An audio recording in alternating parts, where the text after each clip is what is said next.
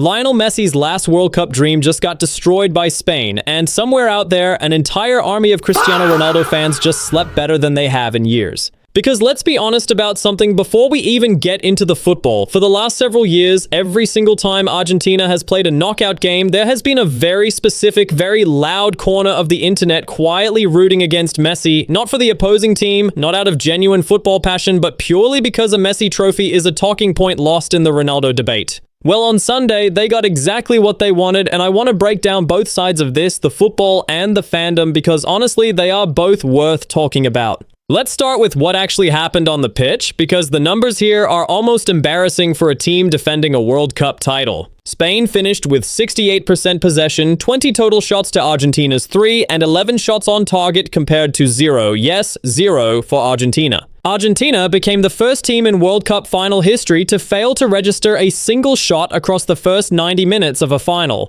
Messi's only shot of the entire game hit Mikel Merino directly in the face. That is the full attacking output from arguably the greatest player of all time in what was almost certainly his last World Cup match. Argentina were saved from an outright blowout by one man. Emiliano Martinez made 11 saves, a new World Cup final record, and even that was not enough in the end. Spain finally broke through a substitute, Ferran Torres, in the 106th minute after Argentina had already been reduced to 10 men following a second yellow card in stoppage time. This was not a heartbreaking last-minute loss. This was a genuinely dominant Spain performance from the opening whistle, and Messi, statistically, was almost a non-factor in his own final. Now, let's get into the other side of this, because the timing of Argentina's collapse has reignited one of the pettiest, most entertaining rivalries in modern football, the Ronaldo fanbase's relationship with Messi's success. This is not a new phenomenon. You can go back years and find the exact same pattern. Portugal gets knocked out early, and within hours, the same fans pivot entirely to supporting whoever Argentina is playing next,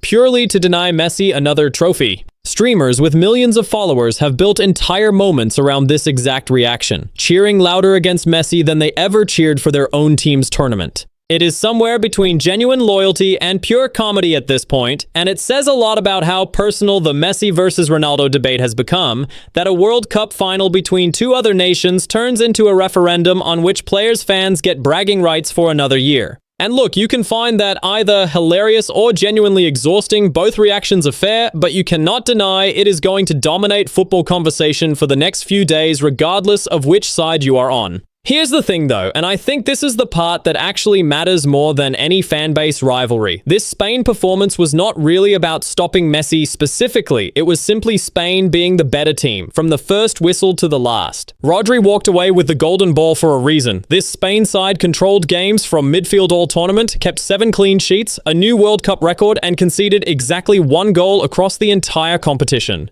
Whether or not Messi was on the pitch, this level of defensive and possession-based control was always going to be extremely difficult for any team to break down, and Argentina, playing without their usual supporting cast fully clicking, simply never found a way through. So where does this actually leave the whole Messi versus Ronaldo conversation? Honestly, probably exactly where it already was. Both men have now won everything domestically there is to win. Messi still holds the international trophy edge with 1 World Cup title, and Ronaldo fans will spend the next few days pointing out that Messi's second attempt at back-to-back titles ended in as one-sided a defeat as you will ever see in a World Cup final. Neither side is going anywhere, and if anything, moments exactly like this one are what keep this rivalry burning as hot as it has for almost 2 decades. So tell me honestly, are you enjoying the chaos of this rivalry, or are you tired of every Messi result turning into a referendum on Ronaldo? Leave your take in the comments and subscribe for more breakdowns like this one.